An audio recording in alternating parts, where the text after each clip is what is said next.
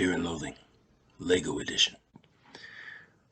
This is my version of the Great Red Shark from Fear and Loathing in Las Vegas.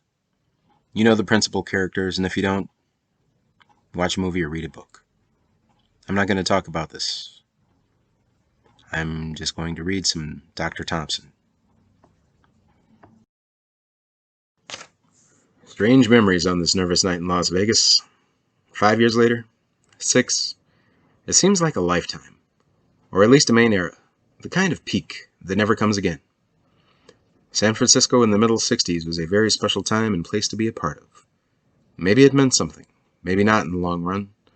But no explanation, no mix of words or music or memories can touch that sense of knowing that you were there and alive, in that corner of time and the world. Whatever it meant. History is hard to know because of all the hired bullshit.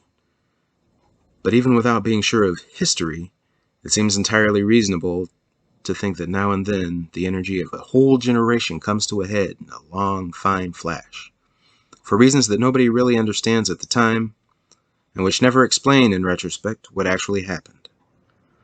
My central memory of that time seems to hang on 1 or 5 or maybe 40 nights or very early mornings when I left the Fillmore, half crazy, and instead of going home, aimed the big 650 Lightning across the Bay Bridge at 100 miles an hour, wearing LL Bean shorts and a Butte sheepherder's jacket. Booming through the Treasure Island Tunnel at the lights of Oakland, Berkeley, and Richmond, not quite sure which turnoff to take when I got to the other end. Always stalling at the toll gate, too twisted to find neutral while I fumbled for change. But being absolutely certain that no matter which way I went, I would come to a place where the people were just as high and wild as I was. No doubt at all about that. There was madness in any direction, at any hour. If not across the bay, then up the Golden Gate, or down 101 to Los Altos, or La Honda.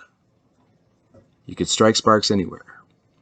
There was a fantastic universal sense that whatever we were doing was right, and that we were winning. And that, I think, was the handle. That sense of inevitable victory over the forces of old and evil. Not in any mean or military sense.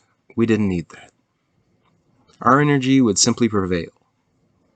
There was no point in fighting, on our side or theirs. We had all the momentum. We were riding the crest of a high and beautiful wave. So now, less than 5 years later, you can go up on a steep hill in Las Vegas and look west. And with the right kind of eyes, you can almost see the high water mark. That place where the wave finally broke and rolled back.